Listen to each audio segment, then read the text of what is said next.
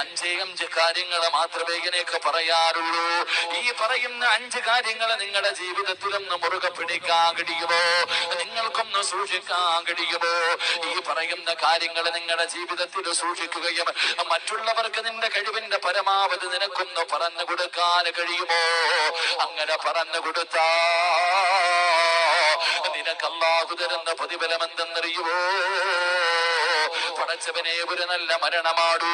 അതാ സ്വർഗം കണ്ടിട്ടുള്ള ഒരു മരണമാടൂ. നാളെ പടച്ചറപ്പിന്റെ അനുഗ്രഹങ്ങൾ കൊണ്ട് നിറച്ച സ്വർഗത്തിലേക്ക് അതാ നിനക്ക് കടന്നു പോകാൻ കഴിയുമെന്ന് പ്രവാചകൻ അവിടെ നിന്ന് പറഞ്ഞു തരുമ്പോ അല്ലാഹുവിന്റെ പ്രവാചകൻ സ്വല്ലല്ലാഹു അലൈഹി വസല്ലമ തങ്ങളോട് അല്ലാഹുവിന്റെ പ്രവാചകൻ സ്വല്ലല്ലാഹു അലൈഹി വസല്ലമ തങ്ങളോട് അബൂ ഹുറൈറ റളിയല്ലാഹു തആല അൻഹു അവിടുന്ന് ചോദിക്കുന്നു, നബിയേ, ഏതാണ് നബിയേ ആ രക്ഷയുടെ മാർഗമെന്ന് പറഞ്ഞു തരുവോ നബിയേ?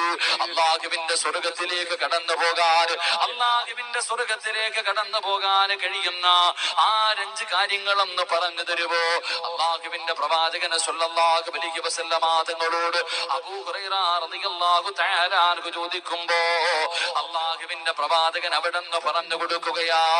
ഒന്നാമതായി പറഞ്ഞു കൊടുക്കുന്ന കാര്യം എന്തെന്നറിയുമോ? ഇത്തഖിൽ മഹാരിമ തകുൻ അഗ്ബദന്നാസ്. അല്ലാഹുവിന്റെ പ്രവാചകൻ സ്വല്ലല്ലാഹു അലൈഹി വസല്ലമ തങ്ങൾ അവിടെ നിന്ന് ഒന്നാമതായി പറഞ്ഞു കൊടുത്തു, അബൂ ഹുറൈറ, ഹറാമിനെ ഒന്ന് സൂക്ഷിക്കാൻ കഴിയുമോ? ഹറാമിനെ ഒന്ന് സൂക്ഷിക്കാൻ കഴിയുമോ? ഹറാമിനെ സൂക്ഷിച്ചാൽ നിന്റെ ജീവിതത്തിൽ ഹറാമിനെ നിനക്ക് സൂക്ഷിക്കാൻ കഴിഞ്ഞ ലോകത്തിലെ ഏറ്റവും വലിയ ആബിദ് നീയാകുമെന്ന് നബി മുഹമ്മദ് മുസ്തഫ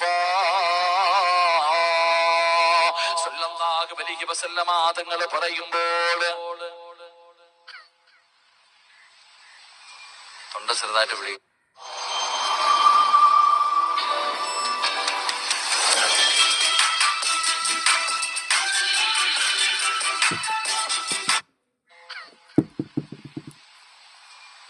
ചെറുതായിട്ട് പിടിക്കാൻ